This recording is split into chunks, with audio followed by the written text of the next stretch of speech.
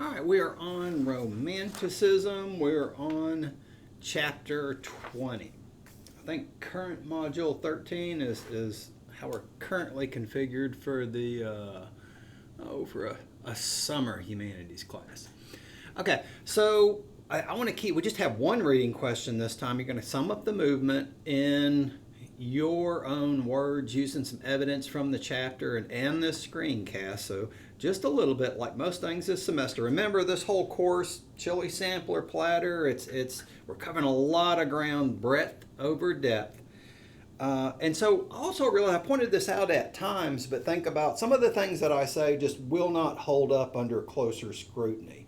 It's because of the breadth, right? So William Blake is a very different kind of romantic figure than Coleridge is, for instance, or some of the painters are. Some of them are pretty still, deeply involved in the Enlightenment project, or not too far removed from it, or the principles, if not the actual thing.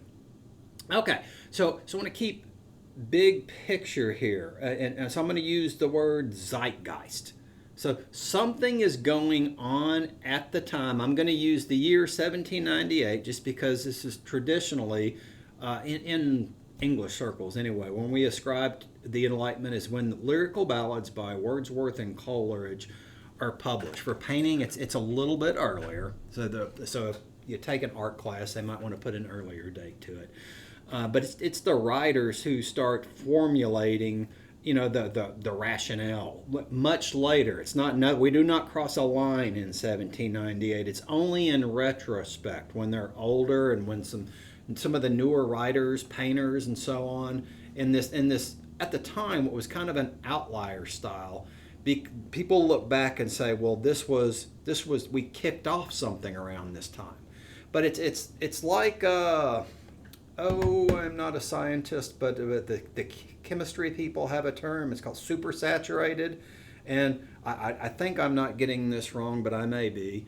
And it's like when a solution is liquid, but if you keep adding stuff to it after it just turns into a solid. So it seems to change in its essence or substance or something like that.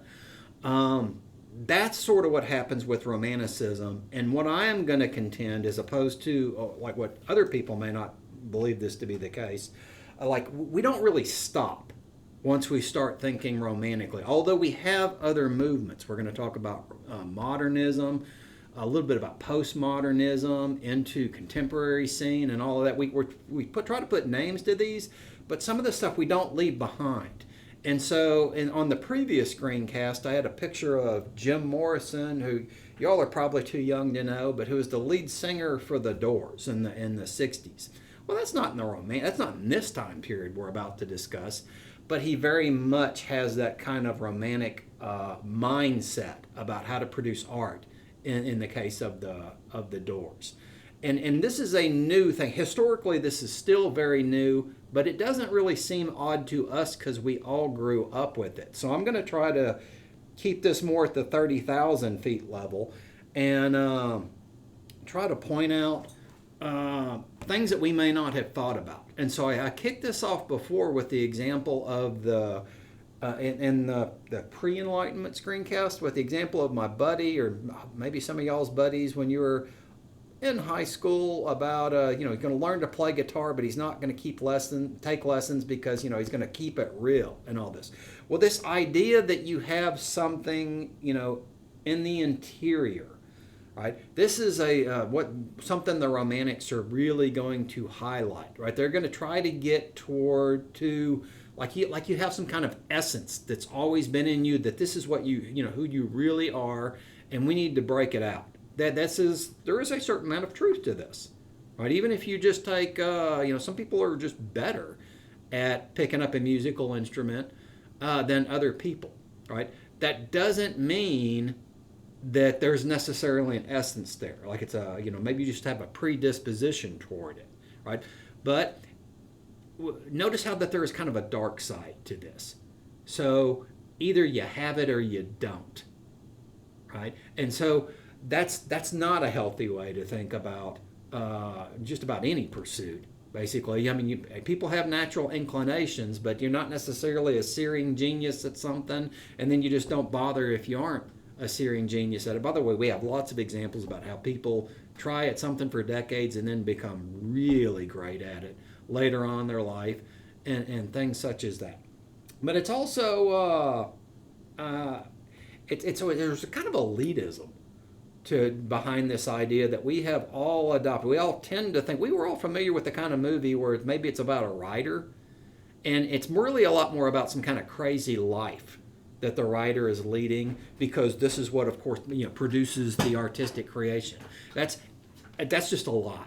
All right, that is not true. There are very few great writers. There are a couple that do this, but even the few that did live like this, produced great art, they still worked a whole lot.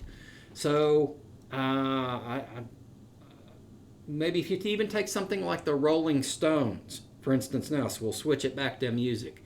Keith Richards, I don't think I'm going out on a limb to say everybody at least believes Keith Richards did a whole lot of drugs during his life. But even he will make fun of some of the younger band people. If you've ever seen him in an interview, and he's talking about how, look, mate, you got to go to work every day. It's, yeah, you can party and do all this stuff too, but it's always predicated on a whole lot of sticking to your knitting, which it seems really odd to hear Keith Richards say stuff like that, because that's not how we conceive of him.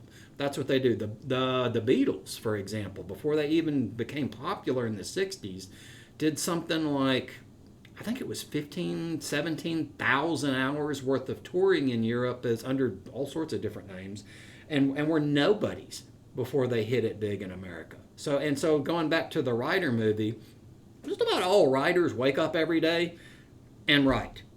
They have some sort of really definite routine, and they spend all day writing. Most of it they don't keep. It's very, very boring, right, for most people. And so a lot of times what people want to do when they live really boring lives like that is lie about it. So, and poets are some of the worst about this. And so one of the more famous lies from way back when is from Samuel Taylor Coleridge, is a very famous Romantic poet. You're going to see him in it later on in the chapter. He has a lie about his poem Kubla Khan, which was really famous, still really famous poem. And it's all this sort of Oriental, Eastern, and we would now say, images. And the poem seems like just like he had a dream, and as he will tell people at the time, I had an opium-induced dream. So notice that we're already starting to kind of buy into what are now stereotypes, but what at the time were not stereotypes necessarily, and that I'm using drugs to get creative. Right? Is there some truth in that? Maybe, but that's not even why he was using drugs. Right?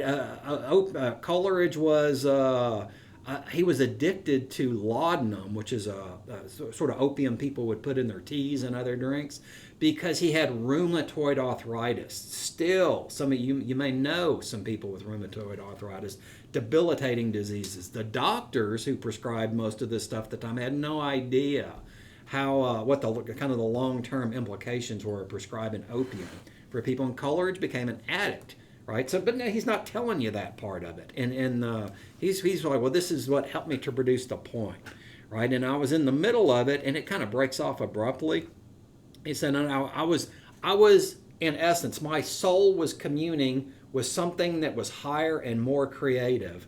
And then somebody knocked at my door, and they broke me from the trance. And I've never been able to get back there. And that's why I had to quit the poem where I did. That's why I call it a fragment, because I couldn't get back to that kind of psychological, spiritual, whatever you want to call it, place. Right? But we come to find out that's entirely not true. They found his manuscript books, and he was working at it for a long time, man. So put a whole lot of work in the poem, but he doesn't want to appear as if he did it, because it sort of makes him seem extra special if he can just dish it out, as it were, right? So that's the kind of sinister part of this, that you have it or you don't have it. So a lot of people, maybe a lot of you all in the past, you have not taken up something because you tried just a little bit. You go, well, I can't do this. Well, I mean, it didn't work like that for the actual Romantics, much less those of us in, couple hundred years later still trying to hold on to the Romantic idea of how you go about, especially art, but really it's anything. Okay, so also tends to be with Romantics that they don't like old age. Getting the most, you can't get, being old is not exciting, right? I mean, we all know a lot of old films. I'm a lot closer than most of you all are to being old. All being old is not exciting. Getting up for me, get up at 5 o'clock every day. I go through pretty much the same routine most days, right? So it's not anywhere near as exciting as when I was a young man, right?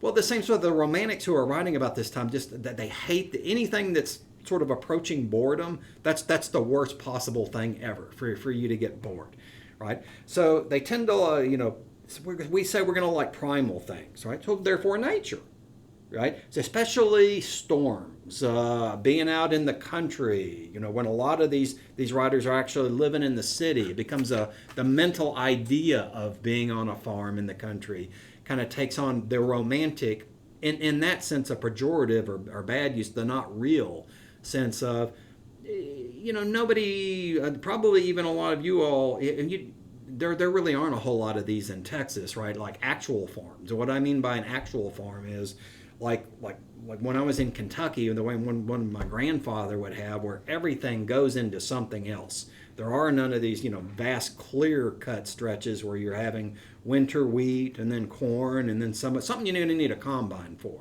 right? Think smaller operations. You got some hogs over here. You maybe grow some corn that's going to the hogs. If you do have cows, that's kind of a luxury. And everything's working together. There's going to be a massive canning season sometime late in summer. Stuff like that. Something's always breaking on a farm. Some animal is always getting out. I mean, as soon as and if any of you have grown, if you grew up on an actual farm, it's absolutely nonstop.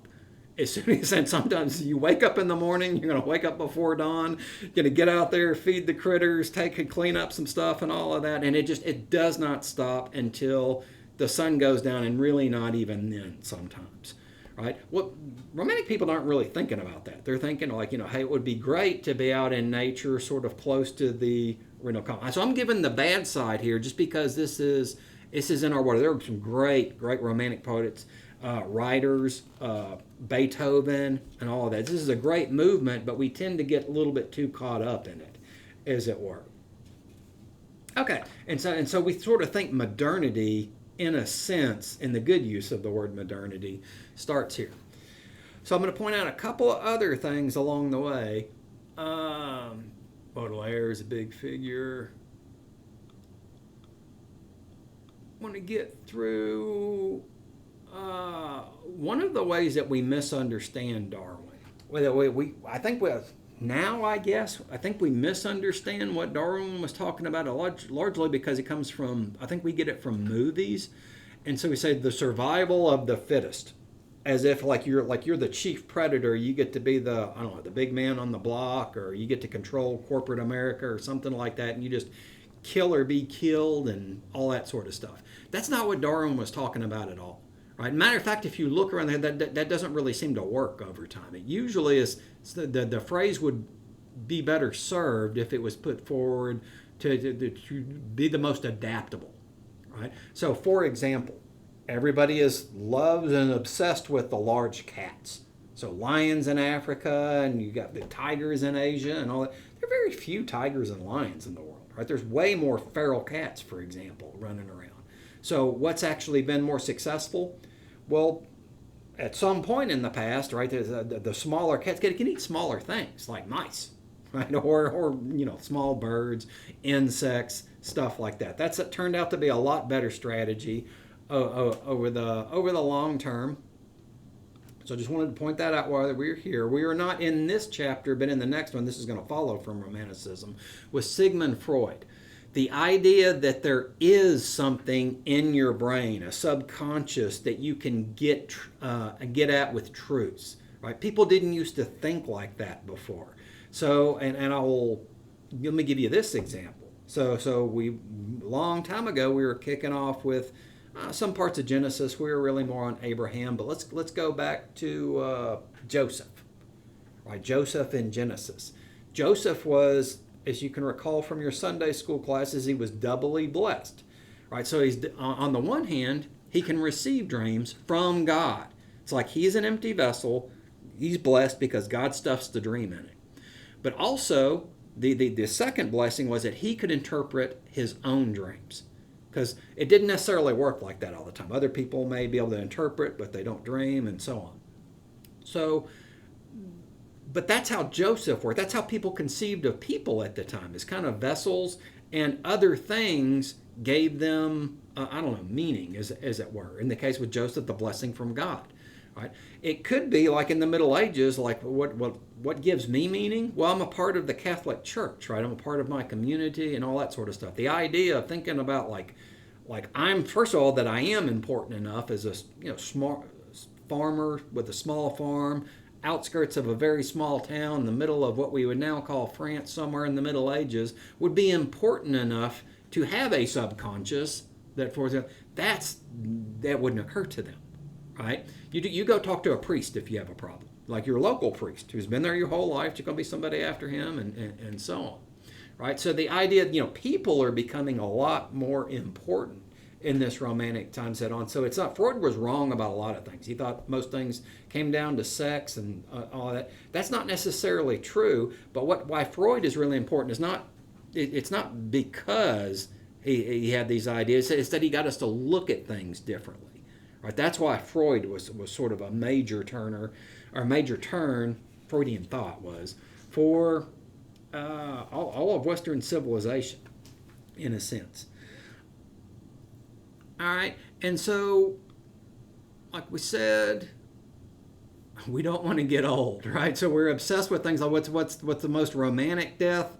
The death of a beautiful young woman. So before she's had children and they're didn't really get to spend all their time together in love and wildly in love with passion and all that sort of stuff. So you very seldom are going to see something like what was that commercial running around now about the old people who are dancing together, but it doesn't start out like that.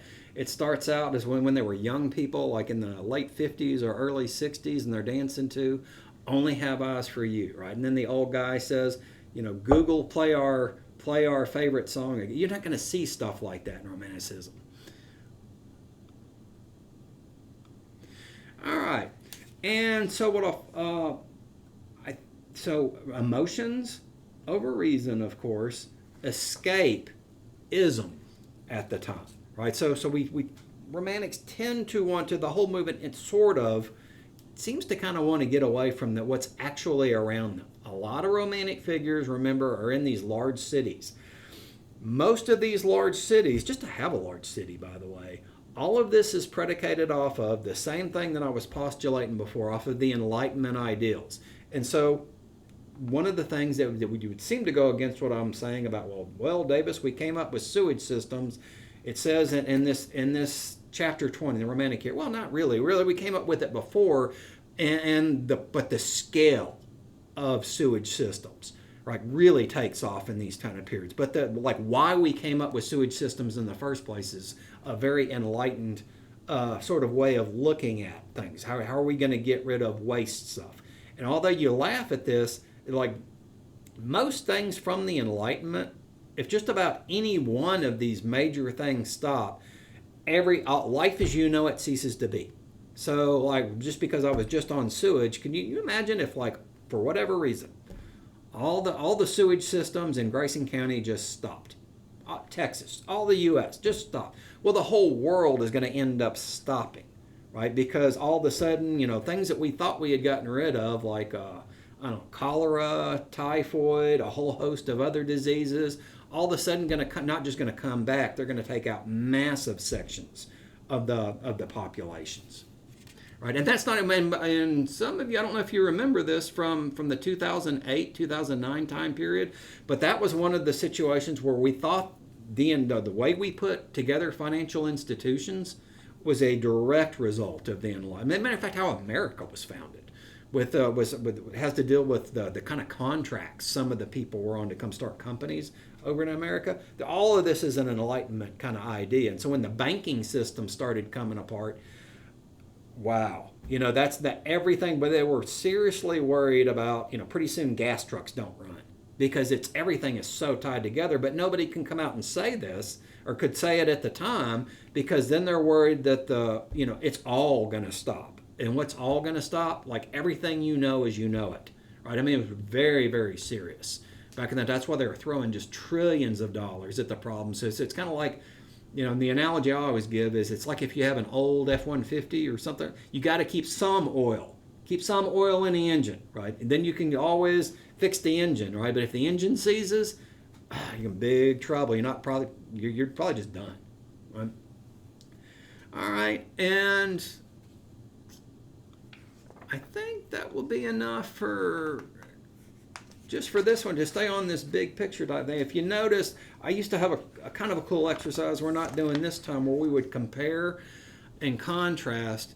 And you can, I don't know, you may be able to do this for your final audio presentation if you want to. You can sort of compare and contrast, or maybe you just look at one of them. Mozart and Beethoven. So we're going to say Mozart, sort of neoclassical, and we'd go through the orderly sort of presentation Mozart likes to do. And then when you get to Beethoven, it's da da da da da da da, and it's like he's I'm going to break out of the whole pattern. I'm going to do something entirely new. Beethoven is always teasing. That's what we mean by Beethoven's a romantic figure, even though he was composing kind of in the late period before then, the late Enlightenment era. I have so much energy in my music that no order can possibly contain it, is the idea. And we sort of start to talk about structurally, how does that happen? But I think maybe this is good enough for right now. This is a newer screencast, so maybe y'all give me some feedback about this. I'm going to try to cut it short at the end of this summer term is when this one was created anyway. And we'll see how it goes, I guess. Alrighty, thank you.